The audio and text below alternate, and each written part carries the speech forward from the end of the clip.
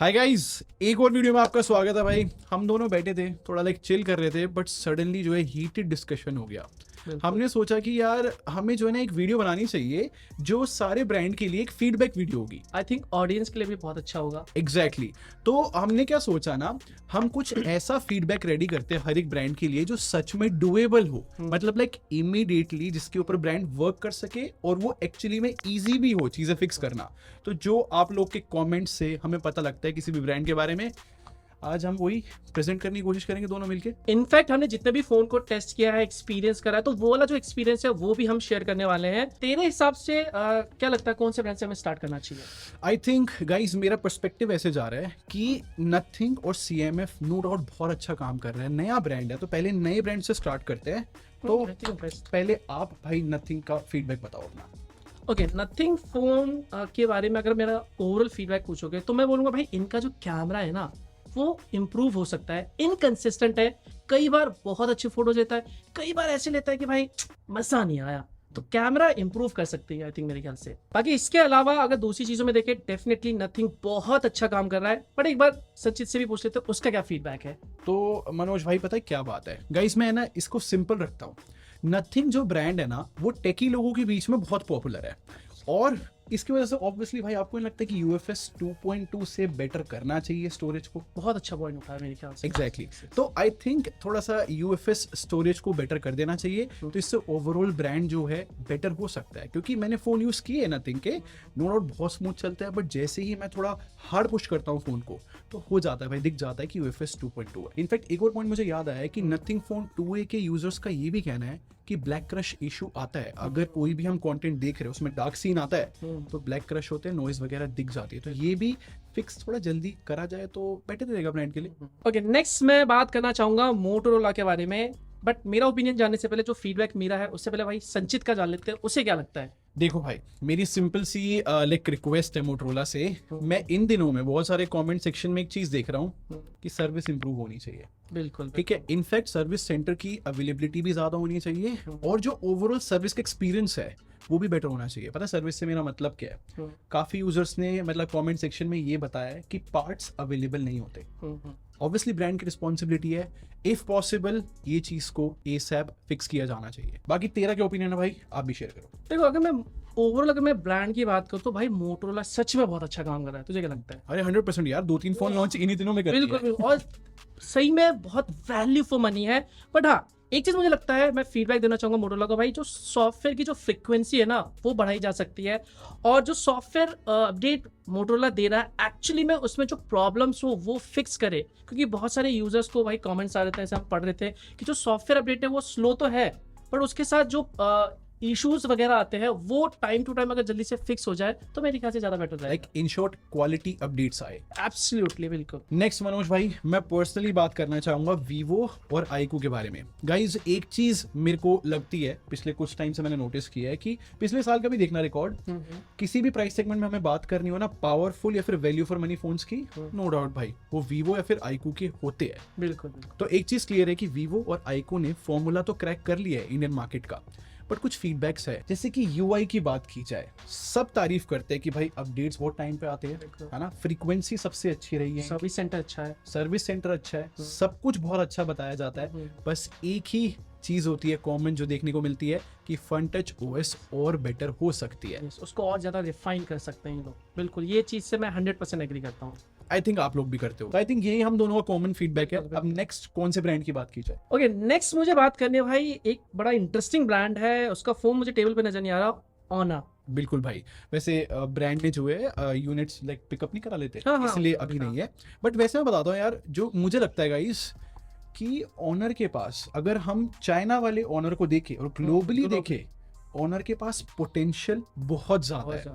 Technology है, चीजें है, रिसोर्सेज है, मतलब बेसिकली मैं कहना चाहता हूँ, बट वो इंडिया को नहीं समझ पा रहे या फिर वो ढंग से इंडिया में काम नहीं कर पा रहे। मुझे लग रहा है एक रियलिटी है। मुझे लग रहा है ऑनर इंडियन मार्केट को सीरियसली नहीं ले रहा है। एग्जैक्टली हाँ, क्योंकि इन्होंने जितने भी फोन लॉन्च किया ना, मुझे ऐसा लगता है भाई जितने भी कस्टमर्स ने बाय किया उनको एक तो भाई सर्विस सेंटर की इशू आ रहा है, दूसरा जो पार्ट्स है वो बिल्कुल अवेलेबल नहीं है इंडिया में, तुझे क्या लगता है ऑनर के बारे में? मेरा सिंपल सा फीडबैक है, देखो ऑनर को जो है अभी और काम बहुत ज़्यादा करने की नीड है, बट सबसे मेन चीज़ ये है कि जो भी फ़ोन लॉन्च करे थे इन्होंने पिछले कुछ टाइम में, फॉर एग्जांपल 40,000 का फ़ोन लॉन्च हुआ है तो वो फिर 20,000 में सेल नहीं होना चाहिए। इतना बड़ा प्राइस कट जो है मेरे हिसाब से जो उन्होंने पहले फ़ोन खरीदा है उनके लिए बहुत बड़ी चीटिंग हो जाती है। तो बहुत ज़्यादा काम करने की नीड है, पूरे ओवरऑल ब्रांड को फीडबैक की नीड है। अभी तो यहाँ पर कोई स्पेसिफिक चीज़ें नहीं है कि जिसको हम फीडबैक दे सके, पूरी की पूरी चीज़ें जो है दोबारा से सोचनी पड़ेगी इंडिया में अगर वापस आना है तो। अब जो नेक्स्ट ब्रांड है, आई थिंक भाई इन्होंने फॉर्मूला क्रैक कर लिया है, Realme. What do you think? भाई रियलमी बहुत अच्छे फोन लॉन्च करता है, नो डाउट, बट एक छोटा सा फीडबैक है मेरा।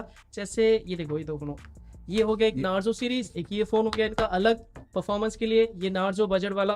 तो देखा जाए ना भाई, रियलमी बहुत सारे फोन लॉन्च करता है, ऑडियंस के लिए बड़ा कंफ्यूजन है। क्या कहता है? नहीं, आई एग्री। मतलब अगर मैं कंफ्यूजन की बात करूं तो रियलमी सबसे ज्यादा कंफ्यूजन आज से नहीं हमेशा से क्रिएट करता है। आई थिंक ये इनकी क्या तो स्ट्रेटजी है, बट हमारा फीडबैक तो यही रहेगा कि अगर पोर्टफोलियो जो है फोन्स का सिंपल हो तो भाई हमारी प्यारी सी ऑडियंस के लिए सिंपल हो जाएगा। बिल्कुल बिल्कुल बिल्कुल, 100%। नेक्स्ट मैं बात करना चाहूंगा भाई Xiaomi के बारे में, क्या ख्याल है तेरा?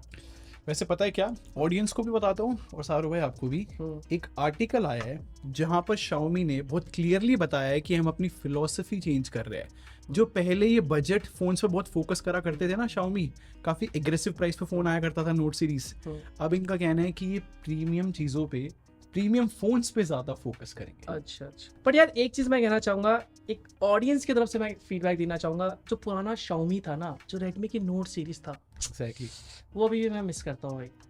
आई एग्री। और क्योंकि Xiaomi के प्रीमियम फोन्स की बात हो ही रही है तो इनको सिंपल सा फीडबैक है, जो जैसे Xiaomi 15 है, लाइक छोटा फोन है, हीटिंग और बेटर की जा सकती है, इनफैक्ट बैटरी भी जो है और इम्प्रूव की जा सकती है। अगर ये दो चीजें और फिक्स होती है तो नो डाउट भाई जो लाइका वाला मैजिक हो रहा है फोटोज के अंदर, वो लोगों को पसंद तो आ रहा है। इसकी एक डिफरेंट फैन फॉलोइंग बन चुकी है लाइका की। और अब Xiaomi की बात चली रही है तो थोड़ी पोको की भी बात कर लेते हैं। What do you think? भाई मुझे ऐसा लगता है पोको बहुत अच्छा काम कर रहा है, फैंटेस्टिक काम कर रहा है, स्पेशली परफॉर्मेंस पार्ट पे।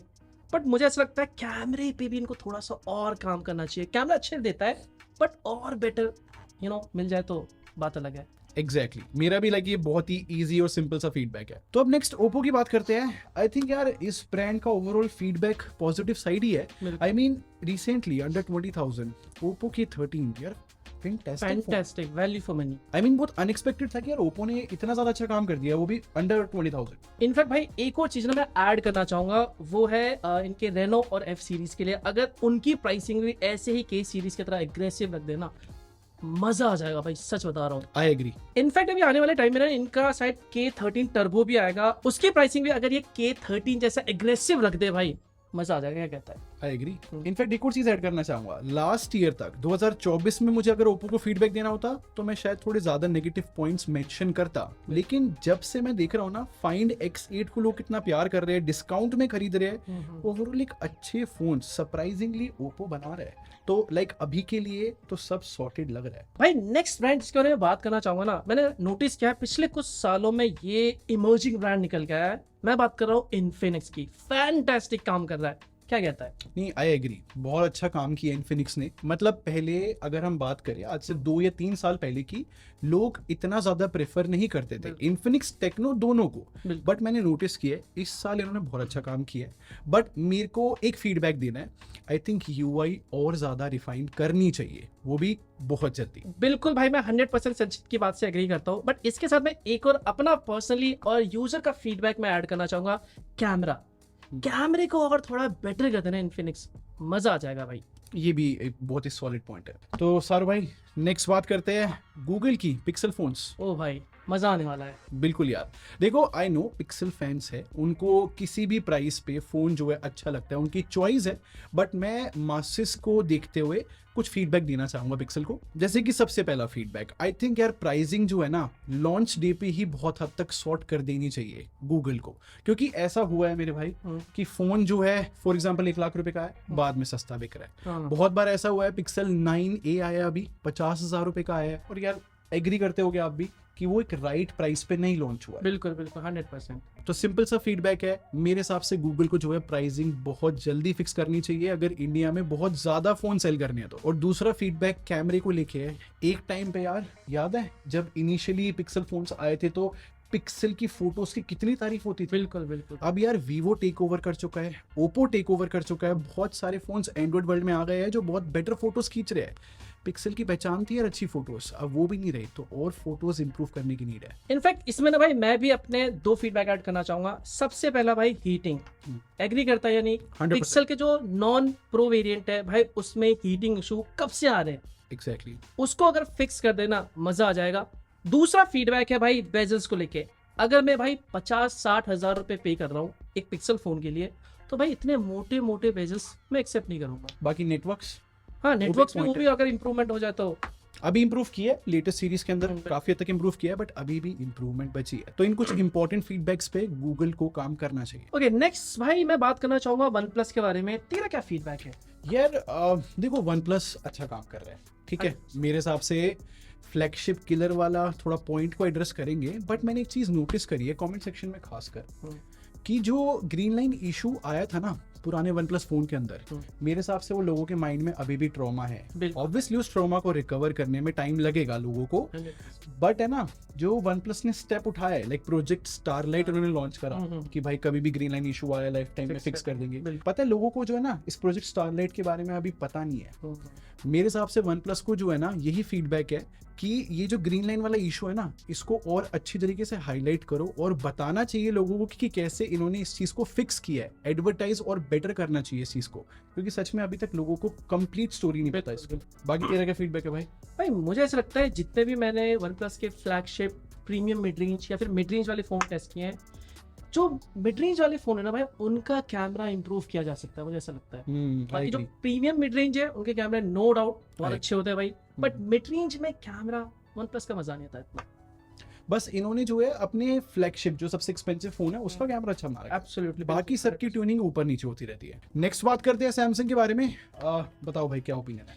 भाई मुझे लगता है सैमसंग नो डाउट बहुत अच्छे फोन लॉन्च करता है, बट सैमसंग के लिए एक छोटा सा फीडबैक है ए सीरीज को लेके। अगर वो प्राइसिंग को और ज्यादा एग्रेसिव बना देना भाई मजा आ जाएगा। इनकी जो एफ और एम सीरीज होती है वो मुझे वैल्यू फॉर मनी लगती है, बट ए सीरीज की अगर प्राइस एग्रेसिव हो जाए मजा आ जाएगा भाई। एग्जैक्टली। बाकी एक और मेरा फीडबैक है जो कि मैंने यूजुअली नोटिस किया है, वैसे जिस टाइम पे हम वीडियो रिकॉर्ड कर रहे हैं तो मेरा अभी फीडबैक होता है कि One UI 7 S23 Ultra S24 Ultra को जल्दी ला के दो, बट अब वो आ चुकी है। तो ये अभी के लिए फीडबैक नहीं है। मैंने एक चीज नोटिस की है, जैसे कि मैं बात करूं S25 Ultra की गाइस, तो उसमें जो 3x है ना उसका कैमरा सेंसर इंप्रूव किया जा सकता है, या फिर जो नॉन अल्ट्रा है S25 की जो कैमरा सेंसर है वो इंप्रूव किए जा सकते हैं। ऐसे छोटे छोटे फीडबैक है जो कि मैं इंक्रीमेंटल अपग्रेड सही में ब्रांड को सजेस्ट करूंगा। अगर ये आते हैं तो ओवरऑल अच्छा है सीरीज के लिए। बिल्कुल। चलो भाई अब एप्पल की बात कर लेते हैं। क्या फीडबैक है तेरा एप्पल को लेके?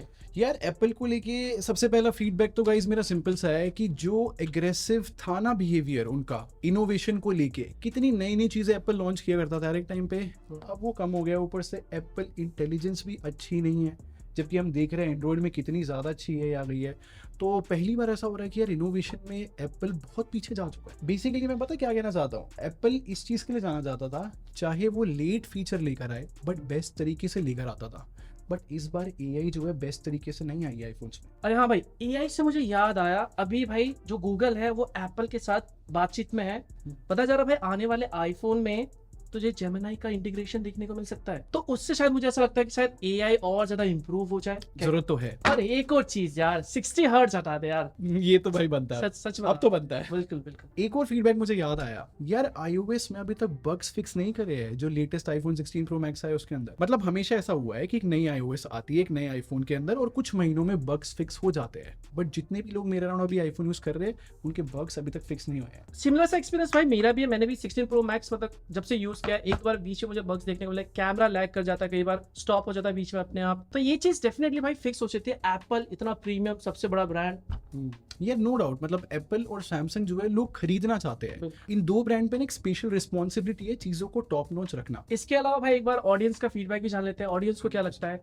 एग्जैक्टली गाइज, आप भी कमेंट सेक्शन में बताओ कोई भी ब्रांड अगर आप यूज कर रहे हो उसके बारे में क्या फीडबैक देना चाहोगे। आप लोग के कमेंट सेक्शन से बहुत हेल्प होगी बाकी सबकी। तो ये थे कुछ फीडबैक जो हम चाहते थे भाई ब्रांड जो है जल्दी से फिक्स करे। आप क्या सोचते हो हमें कमेंट सेक्शन में जरूर बताना। बाकी वीडियो पसंद आई हो तो लाइक बटन पे क्लिक कर देना यार, एंड सब्सक्राइब कर लो यार, इसको भी। नहीं इसको भी, दोनों को, नहीं मैं बोला सब्सक्राइब करो भाई को। एक काम करो, सिर्फ मुझे कर लेना। बाकी हम दोनों के चैनल को आप सब्सक्राइब कर सकते हो भाई। बाकी मिलता है नेक्स्ट वीडियो में, bye bye, take care and stay safe.